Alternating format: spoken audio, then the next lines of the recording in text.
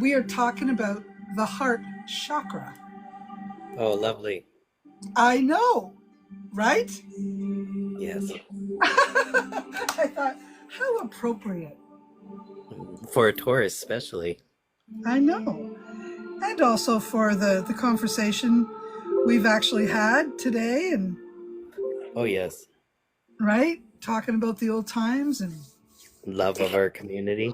yeah, the community, the people we love, the people that pissed us off, all of it. Yeah. It's good to talk and share and to know it's in a safe heart, isn't it? Yes, it is. It's a rare thing. Right? So tonight we're talking about the heart chakra. I was teaching the chakras in the chakra classes many years ago. I haven't taught a chakra class in a long, long time, and I thought, you know what? I'm going to take, I'm going to just sort of play around with teaching it online here on TikTok, and just to keep the teachings out there, and then The correct ones. well, yeah, like, and also useful. So for me, I'm always looking for useful Yeah. things, something that you can apply or you can somehow elevate your life with. So everything I do, I have a purpose, or it has a secondary purpose. It's not just for fun, although it often has to be. Also a reminder, because Yeah, sometimes we need to be reminded that we do this stuff. right. Yeah. Yeah, and I mean, I don't foresee myself teaching the chakra system in person again, but I sure enjoyed it when I did. And I thought I'm going to start sharing some of the stuff that I've been doing for years, and I offer it to you. You follow a kind of a Buddhist way, eh? Yeah. Can you tell me a Yeah. little bit about the Buddhist way that you follow? Um, so I was initiated in, I'm still a student of it, so I can't talk a lot about it because I'm still a student. So, but I can talk about how it affects my daily, like how like poignant messaging, being aware of the communication you do have with people, and sometimes it does make sense. It's just yeah, be aware of how you bring your energy forward, especially when you're going outside. Just because you're angry doesn't mean you're in a bad mood. Sometimes you need to change your situation, and you're allowed to through kindness, and you can. I always get barefoot somewhere if I feel anger. Oh, Like I have to. Like I have to I have to literally plug myself into the earth. I'm barefoot right now. I Yeah, me hate too. socks and shoes. Ugh. House, I have a log cabin. I live in a log cabin, Rick. I love Oh it. wow. It's so beautiful. So beautiful. And it's something I always wanted. I used to say I wanted to live in a log cabin in BC, and here I am. And I tell you, speaking of the heart, this is when I came here, I fell in love with BC. I literally fell in love. I was 18 years old, and I fell in love with BC and Vancouver Island. And I promised I would come back. And so here I am, following my heart. And what shook me into coming was the craziness of COVID when it first happened. And when it came in February 2020, by July 2020, I was in my backyard and a bald eagle was flying over my head in Ontario. Now, come on, it's not common. It's not a common thing. Well, And what I was doing in a favorable way because of the eagle, yeah. but I've learned hard lessons with the eagle. Oh, have I ever? Well, I think I'm glad that I came out here.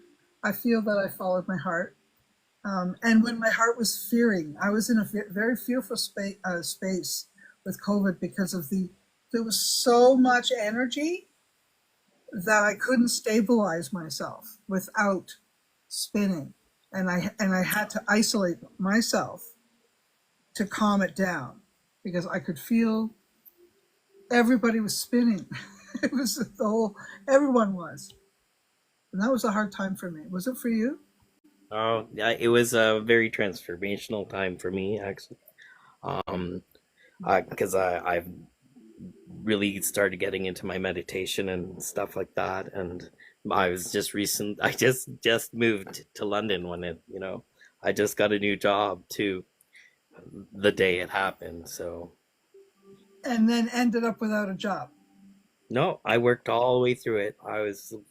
Yeah, I Good worked all the job. way through it. I'm so glad that that happened for you like that. That's awesome. Yeah, well, we moved out here. We sold everything and moved out here, and we haven't looked back. You know, you Um, make a move like that, you do it. You make a decision and you do it. And it was a bald eagle that in July that told me, yes, you're making the right decision. Go home, and that this was where I was going to end up, and here I am. talking about the heart chakra, right? Ah, yeah. I was hoping you would add your view. What might have you have learned in Um, the Buddhist way regarding the heart? well, the heart is the engine to this. Well, how do no? I don't want to put it that way. So it's a part of our interface, but it's like the powerful interface through joy and love. You can like your creations are much stronger and you're healthier. And how it radiates, depending on where it is and how it's spinning, and how it affects your other bodies, and whether or not your other chakras go sluggish and stuff like that can very much depend on where your heart is. There's a heart meditation that you do with water that I would say is one of the best I've ever experienced. If you can get into those meditational states where you can listen with your body or with with your other senses, you lay in your tub and ask water how it feels love and open yourself to that. That's why, like with that rock with water in there, that's ancient water that hasn't been exposed to anything. So it's like ancient water has knowledge. We know this scientifically. So asking and remembering that, meditating in that, and remember, like when you vibrate something in the field, you hold that in you. Kind of looks like a fish too, eh? Yes, actually, very much so. And then look at this. Oh wow, that's so Isn't it, pretty. isn't it Oh, beautiful? does it have? Is it like Water in it. fossilized with sand in it too? There may be. It looks as if there could be, but there is water in it. You can't. I can't get it to show itself. It No, doesn't. I can see that it's Yeah. bubbly. And I do feel that it's associated here. When we're talking about the heart, we're talking about the fluidity of emotion, the fluidity of feeling, right? And Yes. and there's a spectrum. You know, love can be seen as very possessive. Love can be seen as very freeing. You know, in the love affairs like polyamory, for instance, Yes. um, the the intention is to be of a sharing of love with no restriction of ego in any way, or attitude of religion even. So to be more fluid with nature. Yeah. And polyamory forgot though that there's a lot of nature that doesn't share, they mate for life. And so sometimes you get into these relationships where there's an undercurrent of possessive behavior, possessive energy, which is not supposed to be inside the polyamory love, at least by some review of it. I'm not necessarily saying it is as I believe, but I'm just speaking in rhetorical terms. And Yes, so possessive love over freeing love, if you understand what I'm trying to say. I understand that. Yeah. And I think that that's the thing of the heart, is to find the balance. My heart, speaking of the heart, is capable of a distant love affair. I feel like that's a lot of my friends. Like, I feel like polyamory is just life because it's not everybody always thinks it's sexual, but it's the type of relationships and intimacy people can have. And like you, sometimes it's you need your nerdy friend, and it's very intimate and uncomfortable for other people sometimes. Yeah, Like, yeah, and it doesn't have to be sexual, but that's still yeah. I've, exploring the I've turned into sort of an asexual being. Same here. But Hey, it's just turned back on for me. I thought it was gone, and now I'm oh, like, oh, oh no, 40. the 40s, the late 40s were reviving. No, thank you. I don't really want to live that again. I'm okay. Yeah, there comes a time when your dance card is up. But for now, I'm playing with the universe and enjoying my life, living in a spiritual way. And so I feel like I'm living in my heart, you know? But at the Yeah. same time, I experience and have experienced concern about things that are happening in my body that may relate to some of the heart chakra. So if I'm to do a diagnosis, to be honest, I would say my heart is broken. Isn't that weird when you realize it? And it's from grief. Can I give you a suggestion of two stones that work very good? You just have to clear them like constantly. What's that? Peridot and rhodochrosite together I love you. can help with healing the Oh, heart. It does work. Just clear it absolutely. a lot. Absolutely. On my list. In fact, as I have created this chakra. It's actually goes like this. When I laminate it, it's a double-sided teaching, and it's something I created in 2001, and I still use it because it's accurate. And Nice. and you said two stones that are on this, so just so you know, cool, eh?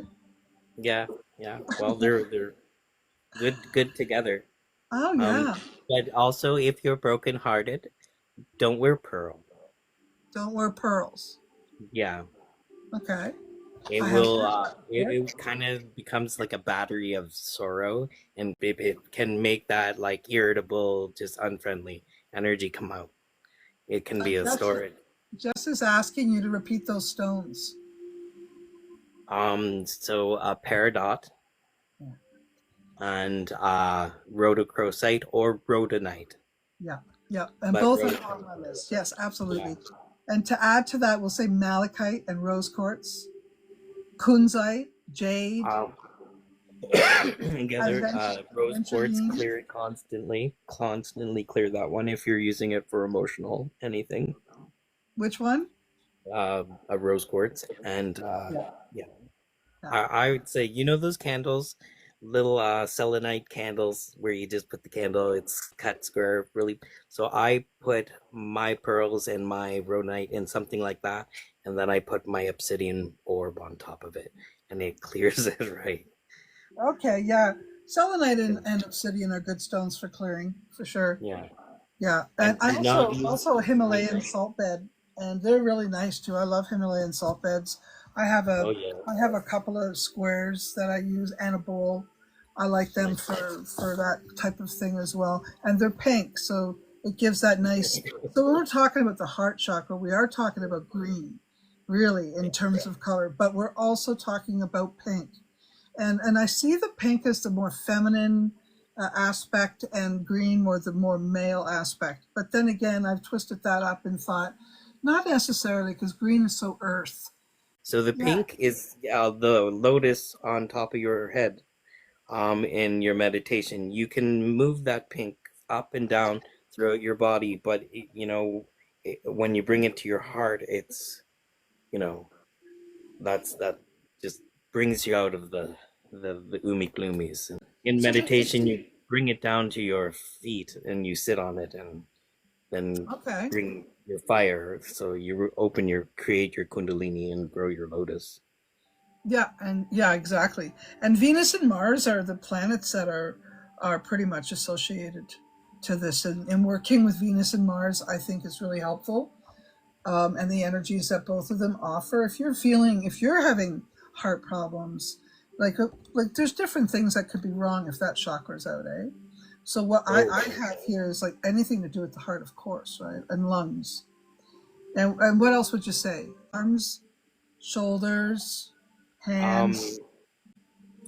um, mouth, speech. It really affects your throat chakra. It can also mess with your psychic abilities and stuff like that. But when the heart chakra's out, yeah, at when the that heart point for chakra is sure. out. When the heart chakra's out, the other ones are gonna have their weakened or Yeah. out of controlled areas. Yeah, for sure. I can see that. I can see what you're saying. But this is green color, more green. So I'm gonna, and also it's this area. So that's why I said hands, arms, shoulders. If your hands or your arms are out of balance in some way, it could refer to a chakra condition. Is what I'm saying. Oh, your ring finger is Yeah. directly linked. You know. Okay. Okay. And if you, so, symptoms of out of balance, I would say would be people who get a lot of colds or flus because of the phlegm, asthma, Pneumonia. pneumonia, yeah, Yeah. skin disorders or hives, Oh yes. Craving of sugar, right? like heavily, Yeah, or yeah, yeah, yeah. any substance really. Yeah, there could also be a problem with the sexual area here too, either shutting Oh off, yes. like in the asexual, or the never turning it off. So over sexual.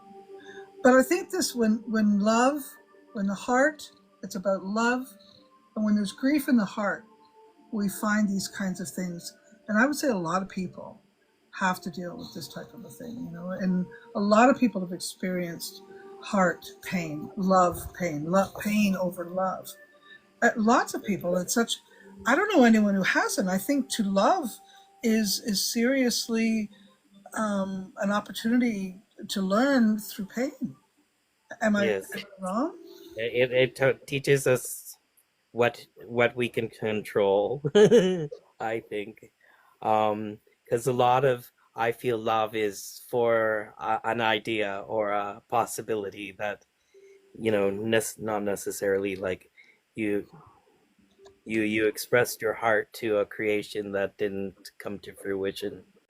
You Or know. even if you love someone so deeply for many years, and then one day they tragically die, Oh unexpected. no. And the pain that I would feel being the one who loved that person, I can't even imagine it. And almost glad that I didn't have that kind of love because I think that would gut me. Yeah, well, Grief is a hard one, and I want to be caring and loving, but I feel very robotic around it.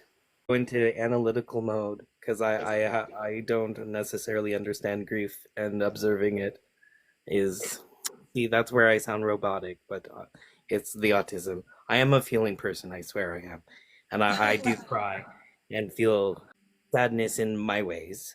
If my mother died, I would be snot crying like nothing yeah, tomorrow. yeah. But My point, right? So we love. We're going to talk a little bit about the kinds of stones. We talked a little bit about, don't forget, rhodochrosite and rhodonite. They're both a little different. I would say rhodochrosite is more feminine, rhodonite is more male energy. Also, yeah, I think it's got a heavier vibe. And a sucking stone.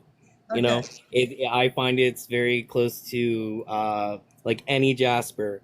If you wear jasper, there's no clearing it. Don't trade it. Don't you go bury it. It's yours. It's that kind of stone, right? yeah, So, exactly. I like moss agate for this part, for this. oh, Well, I love moss agate for this, and lepidolite. Let's not forget lepidolite. It's such a calming energy. It's very helpful if you're even feeling like anxiety. I love that stone for anxiety. I really do. Um, chrysoprase. What a beautiful stone that is. Most beautiful green. It is like a Caribbean water green, that kind of energy, just beautiful. And chrysocolla, my son used to call the earth stone, which is actually malachite and turquoise mixed together. Beautiful stone. Oh, beautiful. uh, Beautiful stone. Oh, beautiful. uh, bloodstone. Oh, bloodstone. Yeah, you could. Bloodstone, yeah. Yeah, for sure. Unless it's red, and then I would put it in the root. You know what else is good here is phantom quartz because of the green moss inside them. And they're nice to wear. I don't know if you've ever seen like a really nice quartz crystal with the green moss inside it. Herbs. What herbs would you recommend for heart healing? Mullen. Clover, red clover sounds nice. Mullein is the first one on my list. Mullein is the first one on my list. And do you know mullein is also associated to Libra, which is Venus, which is associated to this chakra, the fourth chakra. Nice. Burdock is another one, but more in the seeds as opposed to the root. Otherwise, I'd put burdock in the root as well. Right, and especially if your heart issues are because of your family, heart issues because of your root chakra, if you know what I mean. So then I would use the whole plant. I think I would use rose here and cedar, sages, Yes. lavender's good, and so are some yarrows. Some yarrows have beautiful pink flowers, beautiful. Or jasmine, lilac, even lilac would work here. Oh, lilac, or what's one of my favorites? It's in the bulb, comes up purple in the spring. What about the little baby hyacinths? Hyacinths, yeah. Yeah, pink yarrow. Peonies would be a good one here too. Oh. Or pink tulip or borage. Borage. Yeah. And any kind of mints or catnips. I think those, because a lot of them have the little pink flowers too, right? Is where we're heading here. And you might use lime here. Okay. Yeah. So citrus, lime. Magnolia is my favorite tree. Cayenne pepper. Cayenne pepper, yes, absolutely. Great for the I heart. forgot that one. Ooh, that's also be good for the root chakra, don't you think? Yes, I was just thinking that, but also looking at like horseradish, which is kind of pinky in the pinks, Yeah, but it's yeah. also good for the root and your heart. Does that mean cocktail sauce is perfect? Yes. Yes. And shrimp. I think horseradish is really good to cleanse this area of your body too. It thins out your blood vessels. I didn't know that. And I actually used horseradish to get, I have good circulation now. What kind of thing would you use for food in terms of the heart? What would you For eat? the heart? Yeah. Dragon fruit. Okay. Yeah, I think it would be probably fruit. I think celery is also really good because it has all the salts and stuff that you need to run your nervous system. Salsa sauce would be very hard. Genoa salami or Calabrese or the Italian Genoa. That is a heart thing because it makes you produce the love chemical when you eat smoked meats, same as chocolate, which is heart. Beets. I like beets, and some beets would, especially white beets, which really are pink beets, I think could be good here. But for me, beets are more of a root chakra, the red chakra, the first chakra. But beets could work here too, could certainly work in combination, as we're saying. Smoothies. If you're doing a nutritional smoothie, do not put a banana in it. I just learned this. Don't put a banana in it. It'll actually stop you from absorbing nutrients. They're good in the morning. They kind of clean you out, and they just bananas by itself, you just want the potassium. So the other thing, I think greens is a really good thing to eat here. If you've got any kind of heart problems, I'd say a lot of salads, spinaches, Dandelion. Anything green. Yeah, and there's lots of B12s in there, vitamin K, B12. What else is in there? C's, A's, calciums, like a better absorption of calcium. Your mineral salts. Yeah. Exactly. Pink salt, a little bit of pink salt or sea salt in your water, even. Like I threw in here, I've got lemon and a pinch of salt. That's what's in here. Yeah. And moringa is a beautiful plant to ingest. Anyway, when there's something going on with the heart, I guess what I'm trying to say is we need to eat for it. You want to stay away from certain foods too. And if you're experiencing certain problems with your heart or your lungs, there could be spiritual reasons that you need to address or you need to communicate with someone. Whenever there's a problem with the heart, there are many pathways that has to be engaged in order to heal it. So especially depending on how it got started. Like if you come from a root problem, if your family was hurtful, everything was fine and then you fell in love and something really sad happened, or you never found love, or You know what I mean? Choc So for any kind of hurt like that, I would say chocolate. And I know J.K. Rowling kind of usurped that, but that's actually a very good thing for trauma and chocolate? Did you say chocolate? chocolate for heartbreak. Like real cocoa, not like the amounts of sugar. Like eat Okay. more, and it is very good for the heart. For Yeah. it actually helps you produce stem cells if you keep consistent with your real chocolate intake. Yeah. Yeah. So I think if someone had a lot of heartburn, or someone had a lot of coughs or skin disorders, if we see that in someone, then maybe there's an undercurrent of heart healing that needs to be addressed. Maybe it's in fact, maybe it is spiritual, maybe it's something personal, maybe it's grief. The energy of grief, I think, is the hardest one to uncover because people try to just keep it at bay. I have an internal type of psoriasis on my legs, and it only came when I started doing deep like root trauma work, and I got a block, and I've been working through it for like 2 years. But Yeah. this is internal, and it's on the inside, and I feel it's very poignant. Like, So skin disorders are always related to the heart because the skin, the hands, the arms, this whole area is all part of the heart chakra. So when you have a problem there, yeah, or emotional, is because of the fluid, the water energy we were talking about earlier. This is heart conditions of all kinds that they can be addressed by tea. Some of these herbals, maybe you need to drink some of these teas. celery, like eating it like a lot, actually does for the joints. I think it also has to do with your ability to give and receive. And I think experiencing love in a real way, like with people, experiencing that heart is going to help heal that heart. That's exercise for the heart, is feeling love. Exercise for the heart, to talk about the anger inside there. Exercise for the heart, to talk about the grief. Exercise of the heart, to talk about happiness and what makes you Right. happy. Grief, when it comes through, it's allowing it to flow, and sometimes it flows slowly for people, but like allowing it to flow. Some people like will hold it and baby it and their identity of grief. Yeah. About entitlement and being offended so easily, and how I said to you, I felt that kind of made me feel when someone would say, I'm offended, not by what I said, just in general when I'm hearing it. I'm offended by that. And it felt like a manipulation of sorts to the other person in order to censor their conversation, literally.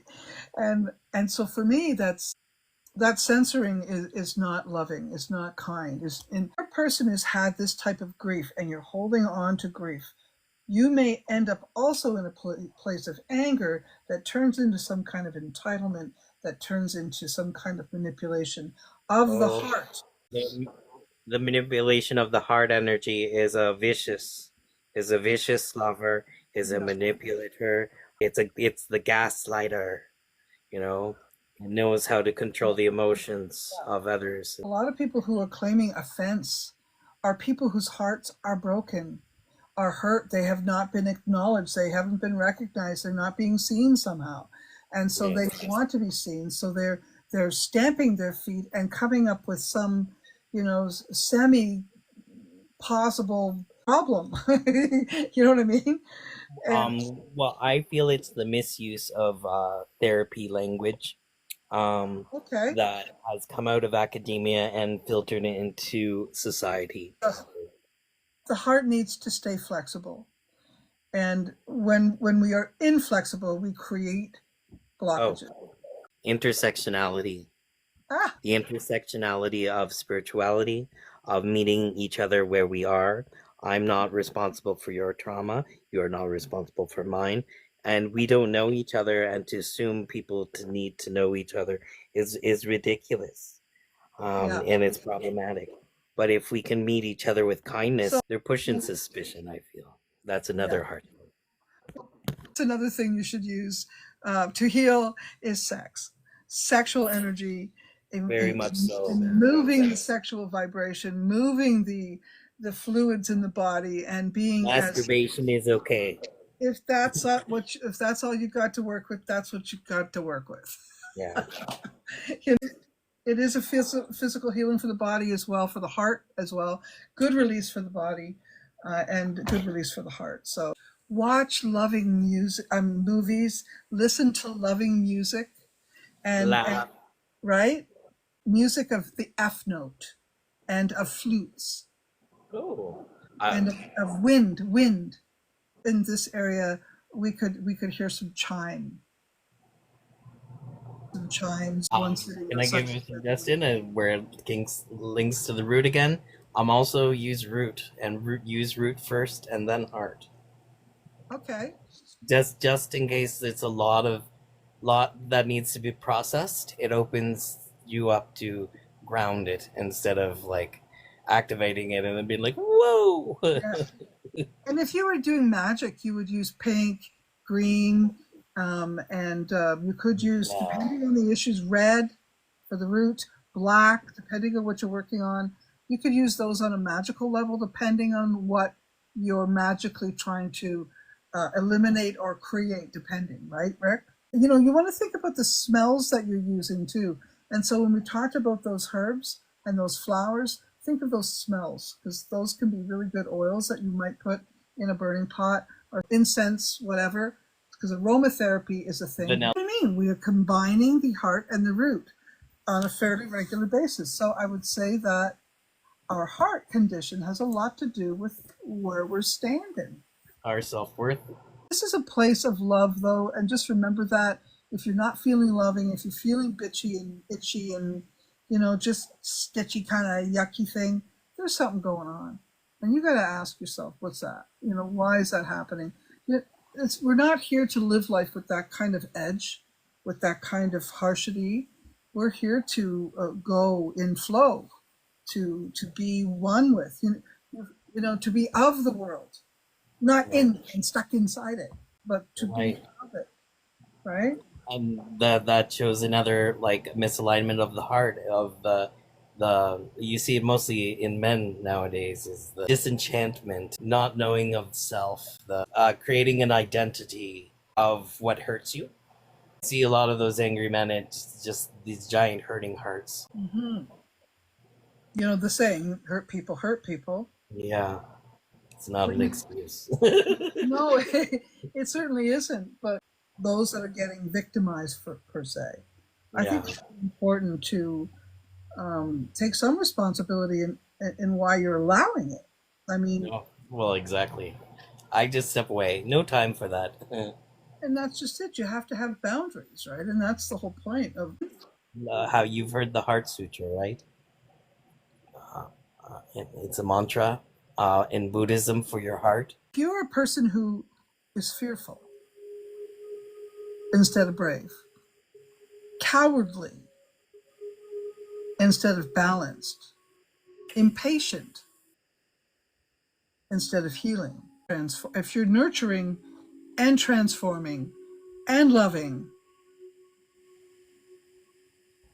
you're working towards it. If you're feeling frustration, if there's issues with money, confidence, and if you're walking in envy and not feeling peace, you've got to be looking at it. Because if you're feeling envy, if you're feeling fear, cowardliness, and impatience, those energies are the opposite of love.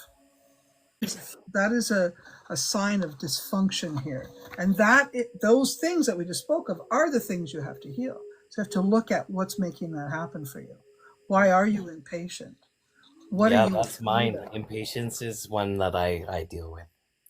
Yeah. It's an indication that there's something wrong with the heart, something wrong with the feeling, something wrong with the flow. And you know what I always say about this, honestly, I think we get in trouble a lot when we have expectations.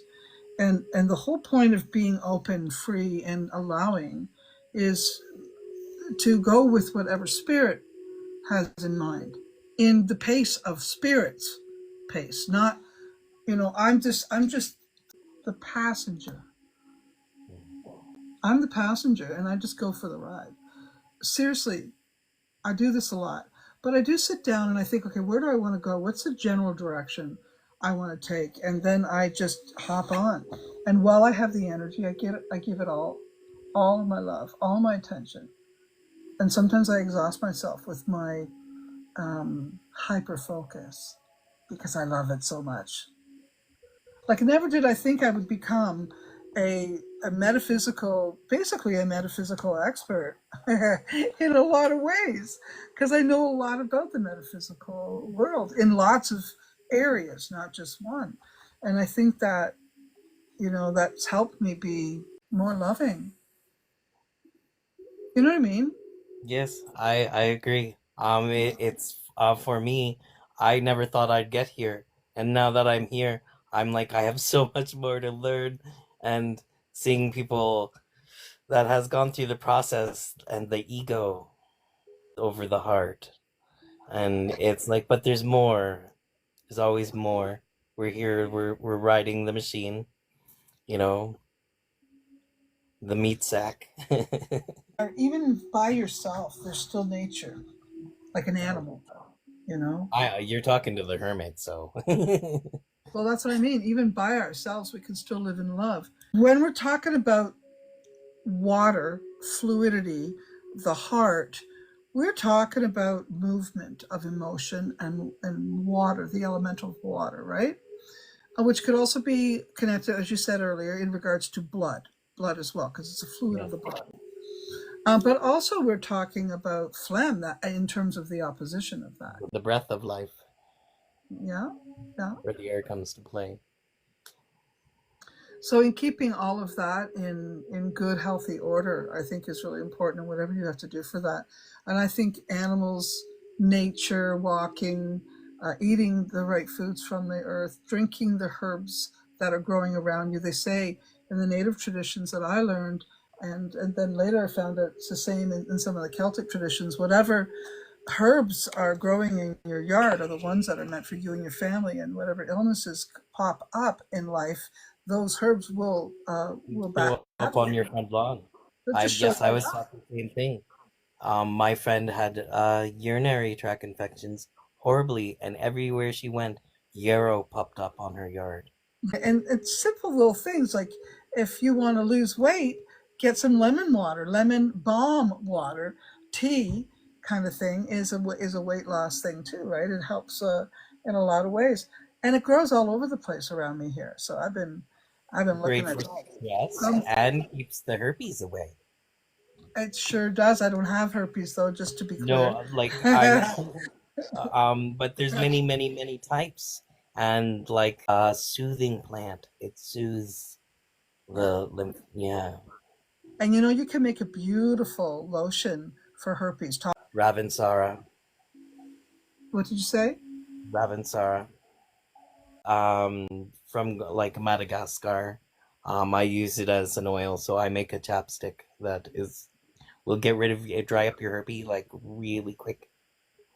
It's because of the way I was taught is what we need grows beside us. Although I Yeah, sell herbs from all over the planet and whatever I find, if somebody wants, I try to get it in.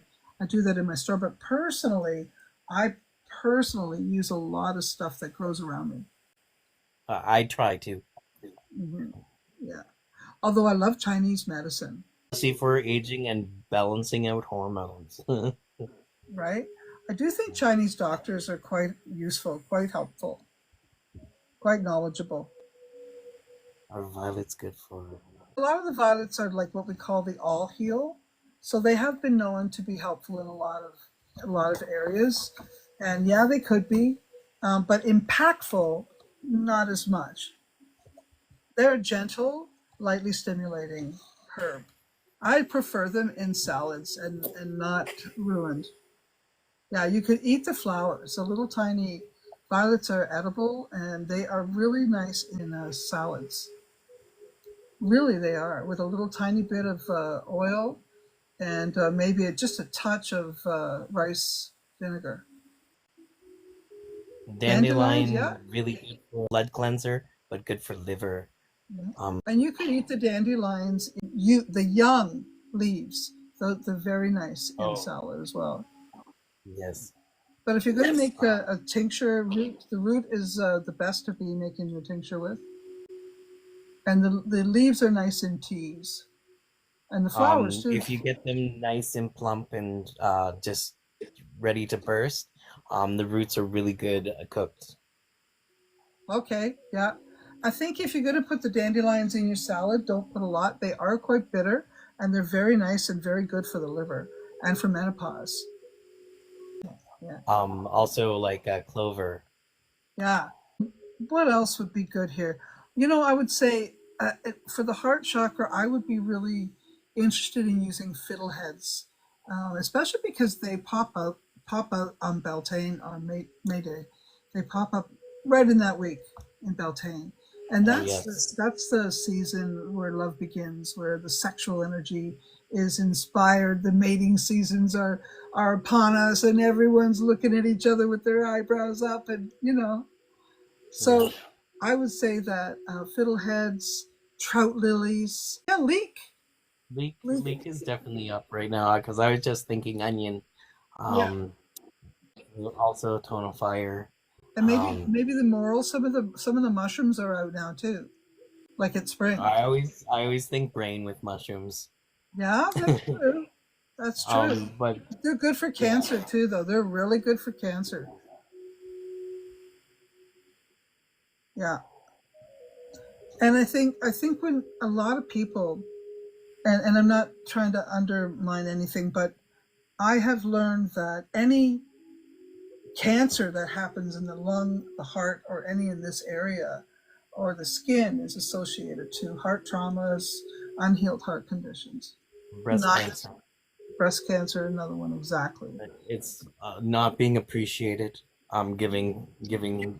Louise Hay for some of that information. To be honest with you, I know she's a little bit crispy and light worker like, but at the same time, she offers some really good teachings. I think around what it means, like even silly things like what did she say something about if your car didn't work, it was associated to your lack of power or something like. She talks about inanimate objects as well.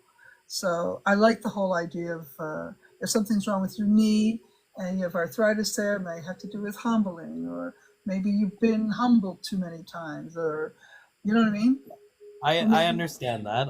My teacher, when I first was called myself a witch, um, he had a CD player, like a stereo system that only worked for me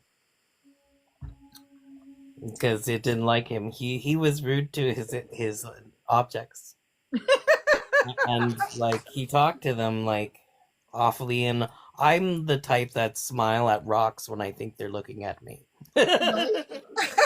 so am I. So am You I. know.